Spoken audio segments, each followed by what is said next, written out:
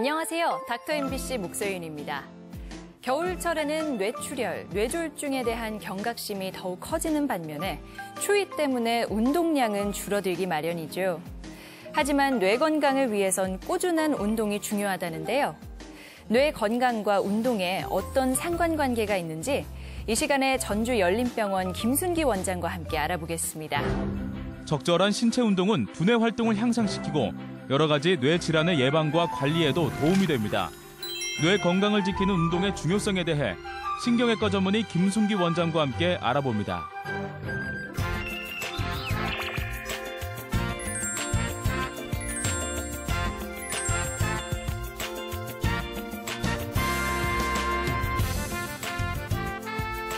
안녕하세요. 네. 운동이 뇌 건강에 큰 영향을 미친다. 뭐 이런 주제로 이야기 나눌 건데요. 뇌가 어떤 기능을 하기에 이런 이야기가 나오는 건가요? 과거에는 뇌가 어떤 기능을 하고 있는지 우리가 잘 알지 못했습니다.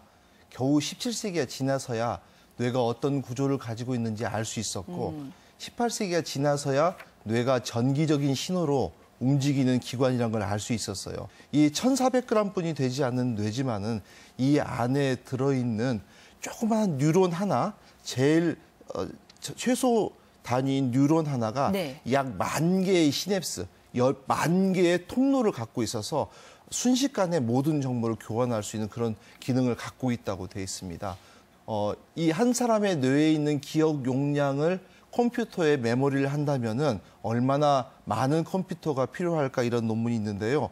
전 세계에 지금 있는 컴퓨터의 반 정도를 써야만이 이 한 사람 뇌에 있는 기능의 전체를 메모리할 수 있다. 이런 논문도 나와 있습니다. 이렇게 뇌의 기능이 한도 끝 없이 굉장히 발견이 되고 있는데 이 뇌 안에 있는 여러 가지 기저 중에서 가장 중요한 것이 뇌를 어떻게 하면 확산시키고 놀고 있는 뇌를 놀지 않고 일을 할 수 있게 만드느냐, 그게 가장 중요하거든요.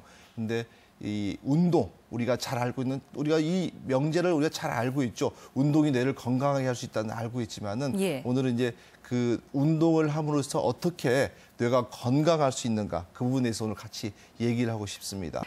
보통은 살 빼려고 운동들 많이 하시는데 이게 뇌 건강까지 책임을 진다니 참 반가운 소식이에요. 그런데 구체적으로 어떤 질환들이 좋아지게 되는 건가요? 몇 가지 말씀을 드리겠습니다. 우리가 이제 치매라고 하면은 여러 가지 종류가 있는데 그중에 치매 중에 한 70% 이상을 차지하고 있는 알츠하이머 치매라는 게 있습니다. 우리가 알츠하이머 치매는 우리가 잘 아는 대로 인지력 여러 가지 문제가 생기는데 운동을 꾸준히 했던 환자들 우리 노년들에서는 이 알츠하이머 치매가 60% 정도 적어졌다고 이렇게 밝혀져 있고요. 오히려 평균적인 사람들보다 운동을 적게 했던 사람들에서는 알츠하이머 치매가 250% 증가됐다. 이런 결과가 나와 있어서 운동과 치매에 대한 상관관계가 굉장히 크다는 걸 알 수 있습니다. 또한 이 운동이 꾸준하게 했을 때 운동을 하다 그만둬버리면은 그 효과가 굉장히 갑자기 소멸돼 버리고요. 꾸준한 운동을 했을 때 인지장애를 아주 극단적으로 좋아지게 해줄 수 있다는 논문이 또 나와 있습니다. 또 알츠하이머 치매 외에 우리가 잘 아는 병 중에 파킨슨병이라는 병이 있습니다. 파킨슨병은 우리가 잘 아는 대로 몸이 떨리거나 몸이 강직이 되거나 행동이 느리게 되거나 몸이 꾸부정하게 되는 그런 병증을 통틀어서 파킨슨병이라고 하는데 이 파킨슨병의 원인이 뇌 안에 흑질이라고 하는 부위에서 도파민이라는 호르몬이 만들어지는데요. 이 도파민이라는 호르몬이 적게 만들어져서 생기는 병이에요. 근데 재밌는 것은 이 흑질이라고 하는 부위와 바로 옆에 뇌 기저핵이라는 부위가 붙어 있습니다. 근데 이 뇌 기저핵이 어떤 부위냐면은 우리 몸에서 운동을 관장하는 부위가 뇌 기저핵 부위예요. 그래서 우리가 운동을 함으로써 뇌 기저핵을 계속 자극시키면은 주위에 있는 흑질까지도 그 여러 가지 자극을 줌으로 해서 도파민의 호르몬의 레벨이 올라가는 걸로. 그래서 이 파킨슨 병을 나빠지는 걸 막거나 완치는 아니라 하더라도 상당히 호전시킬 수 있는 좋은 방법이라고 이렇게 구체적으로 나와 있습니다. 오, 그렇군요. 네. 그런데 뇌졸중 예방이나 관리에도 운동이 도움이 되나요? 그렇습니다. 우리가 우스갯소리를 이렇게 얘기합니다. 성격이 꼼꼼한 사람들 그리고 완벽주의자들이요 잘 안 낫는다고 그래요. 왜 그러냐면은 뇌졸중이 있었거나 뇌가 외상을 있어서 자기 몸이 하자가 있는 것, 몸이 불편한 것을 다른 사람에 보여주기 싫다 보니까 바깥에서 운동을 안 해요.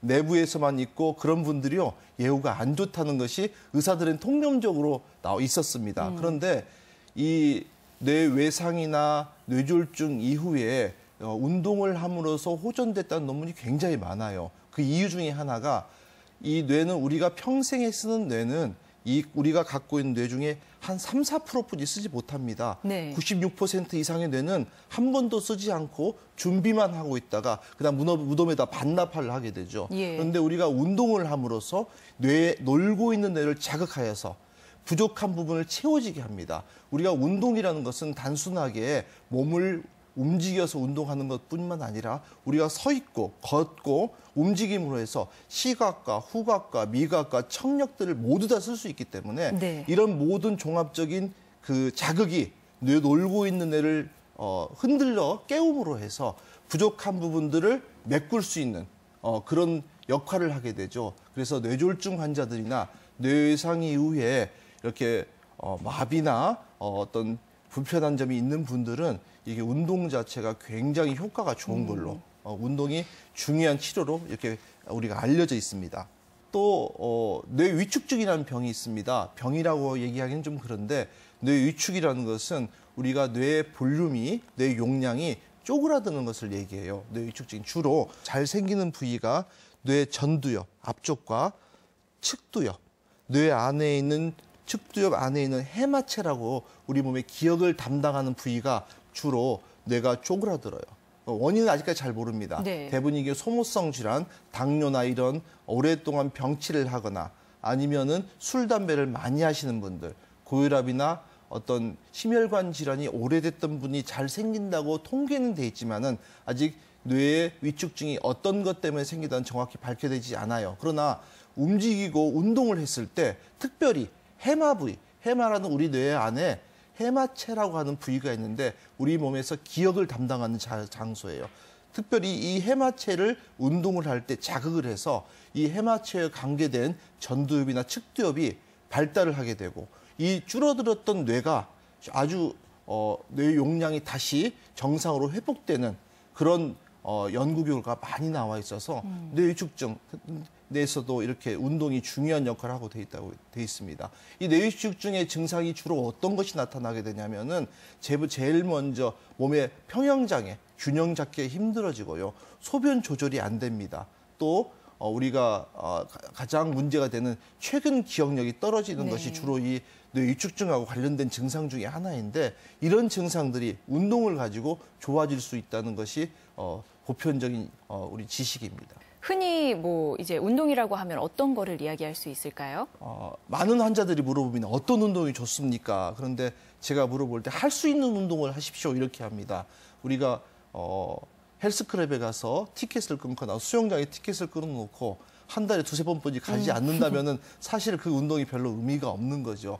우리가 제일 먼저 생각하는 운동이 유산소 운동입니다. 유산소 운동은 말 그대로 산소를 써서 혈관을 건강하게 만들고 혈관벽을 우리가 부드럽게 함으로 혈류량을 늘려주고 혈류량을 늘려줌으로 해서 우리 몸에 있는 모든 혈관들이 건강하게 할 수 있는 운동을 우리가 유산소 운동이라고 하는데 잘 아시는 대로 대표적으로 걷는 거, 그다음에 자전거 같은 유산소 운동, 또 수영 같은 것들이 대표적인 유산소 운동입니다. 이런 유산소 운동을 꾸준히 하는 것이 굉장히 중요한데 사실은 쉽지가 않습니다. 우리가 환자들한테 얘기할 때 이런 운동은 제한하십시오 하는 운동이 두 가지가 있는데 일주일이나 이주일에 한 번씩 등산을 다른 운동 하지 않고 등산만 몇 시간 해서 내가 운동을 다 했다 생각하는 그런 운동들. 또 유산소 운동을 무리하게 1시간, 2시간 땀복을 입고 런닝머신에서 2시간, 1시간 이렇게 운동하는 사람들은요. 죄송한 운동이 아닙니다. 그건 노동이 되죠. 그런 운동은 사실은 제한을 해야 되죠. 그러니까 그러면은 그렇게 너무 한 번에 강도 높게 하는 것보다는 꾸준히 자주 하는 게 좋다는 말씀인데 좀 더 구체적으로 어떤 운동 방법이 뇌에 좋은 건가요? 가이드라인이 있습니다. 뇌 운동을 위해서 쓰는 유산소 운동을 어떻게 할 것이냐는 가이드라인이 일주일에 3번, 한 번에 30분 정도 유산소 운동을 하는 것이 가장 좋다. 그 대신 꾸준하게 해라. 이게 이제 가이드라인이죠. 가까운 동네 한 바퀴를 돈다든지 자전거를 타고 움직인다든지 기왕이면 비슷한 시간에 어떨 때는 오전에 하고 어떨 때는 오후에 하는 것보다는 비슷한 시간에 그리고 이렇게 더울 때는 더위를 피하고 요새같이 추울 때는 당연히 새벽 운동보다는 햇볕이 있는 곳에서 운동하는 게 좋겠죠. 그렇군요. 오늘 원장님 말씀 들어보니까 정말 꾸준히 운동을 지금부터 열심히 해야겠구나 하는 다짐이 생겼어요. 오늘 이 시간에는 신경외과 전문의 김순기 원장과 함께 뇌와 운동의 상관관계에 대해 알아봤습니다. 오늘 말씀 고맙습니다. 감사합니다.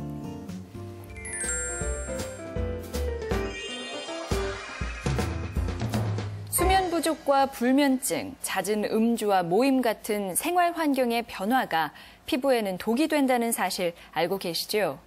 특히 난치성 피부 질환을 앓고 있는 환자들에게는 증상을 악화시킬 수 있는 요인이 된다는데요. 그래서 이 시간에는 난치성 피부 질환의 한의학적 치료와 생활 관리에 대해 생약한의원 김상익 원장과 함께 알아보겠습니다. 열심히 치료해도 잘 낫지 않고 나았다가도 재발되는 난치성 피부 질환. 생활 환경의 변화는 난치성 피부 질환을 더 악화시킬 수 있습니다. 난치성 피부 질환의 한의학적 치료와 생활 관리에 대해 한의사 김상익 원장과 자세히 알아봅니다.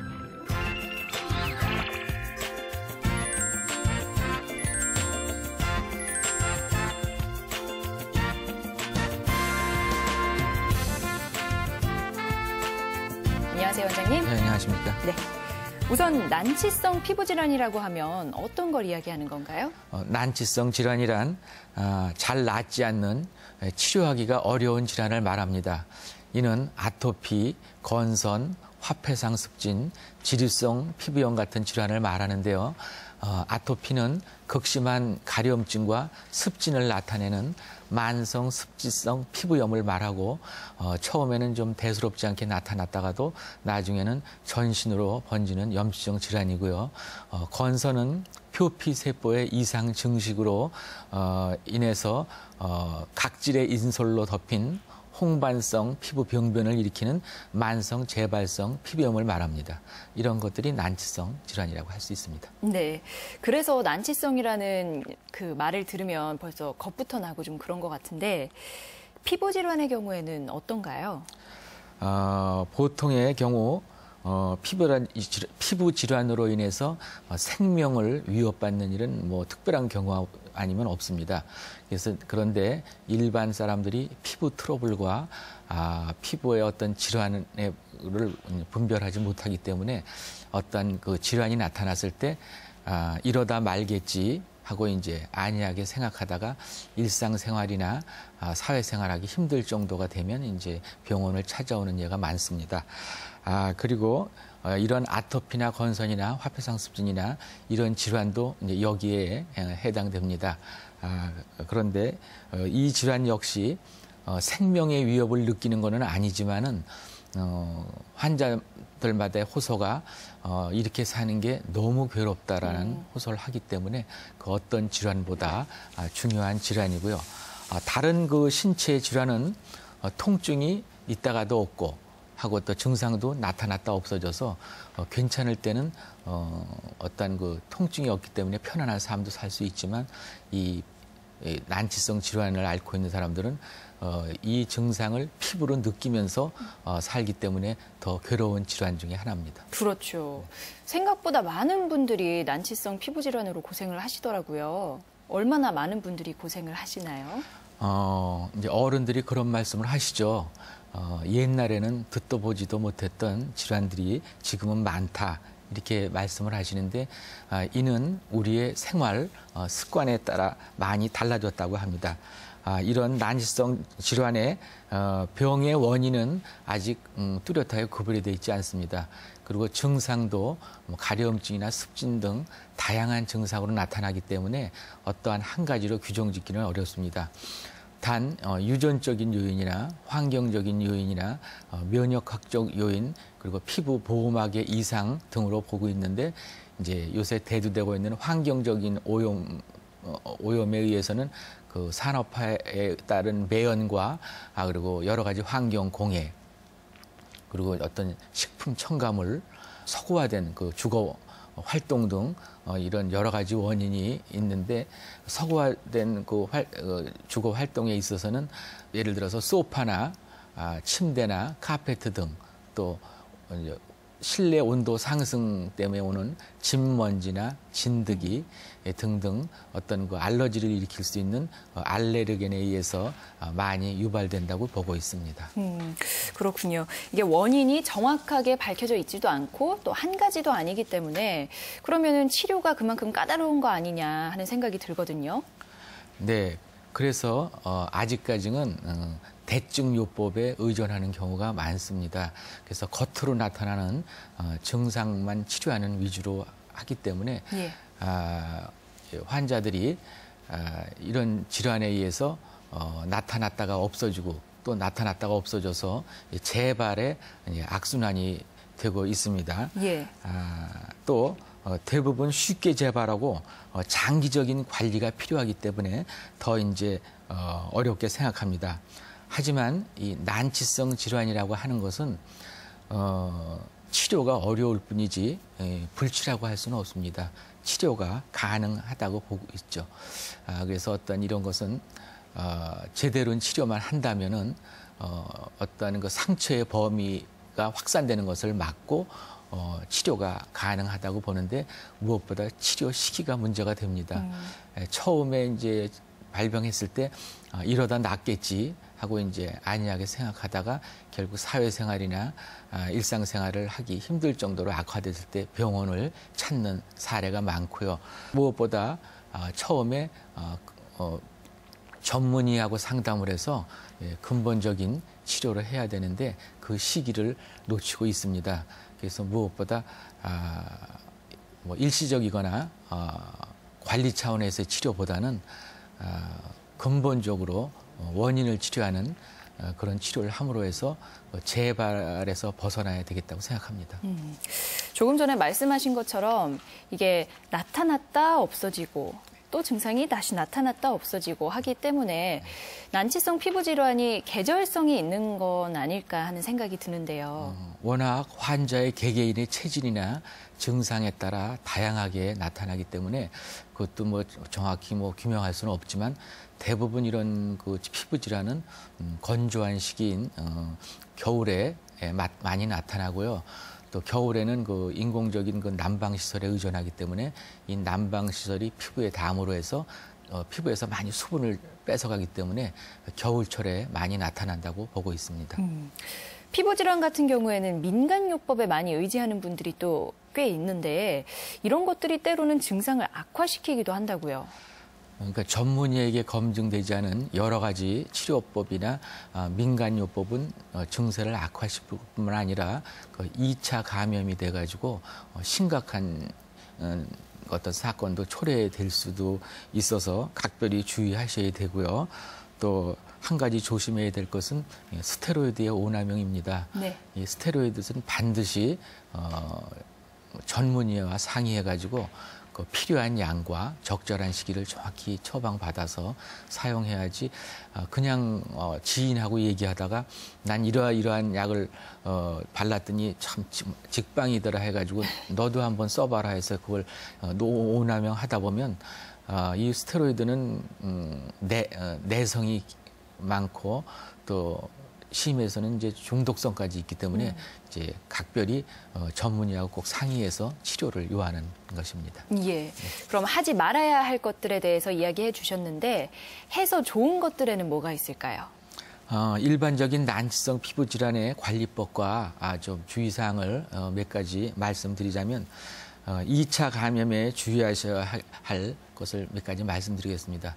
2차 감염을 주의하려면은 청결해야 되겠죠. 예. 그래서 상처나 오염이나 이제 불청결, 청결하지 못한 것에서 벗어나서 청결하게 해야 되겠습니다. 첫 번째는 피부 질환에 있어서는 첫 번째는 가려움증에 의한 스크래치를 들 수가 있습니다. 이런 피부 질환을 앓고 있는 모든 환자들은 다 공감하시겠지만 가려움증이 심하더라도 상처가 날 정도로 스크래치를 내면 안 되겠습니다. 이 역시 2차 감염이기 때문에 주의를 요하고요. 두 번째는 각질의 인위적인 탈락을 들 수 있습니다.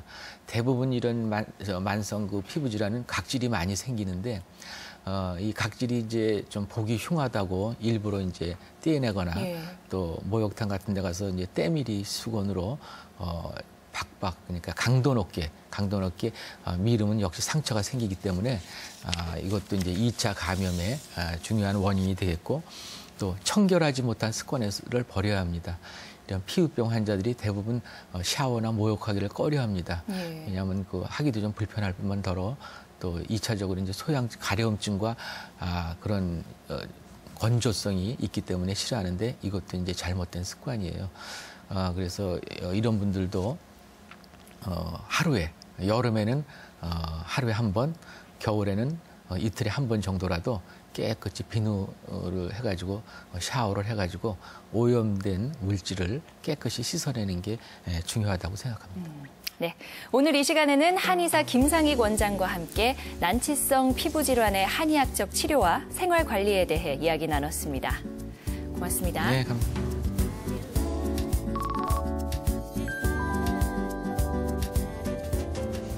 요즘 외모를 돌보기 위해 성형외과를 찾는 예비 대학생이나 취업준비생들이 많은 시기인데요.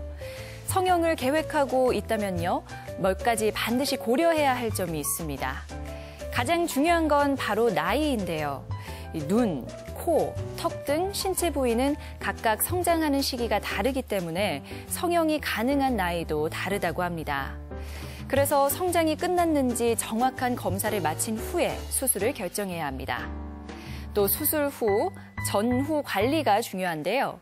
치료 기록이나 복용하고 있는 약의 종류, 약물에 대한 특이 반응 등을 미리 꼼꼼히 챙겨야 사전에 수술의 안전성을 높일 수 있고요. 수술 후에는 의료진의 안내에 따라서 염증과 통증을 관리해야만 만족할 만한 결과로 이어진다고 합니다.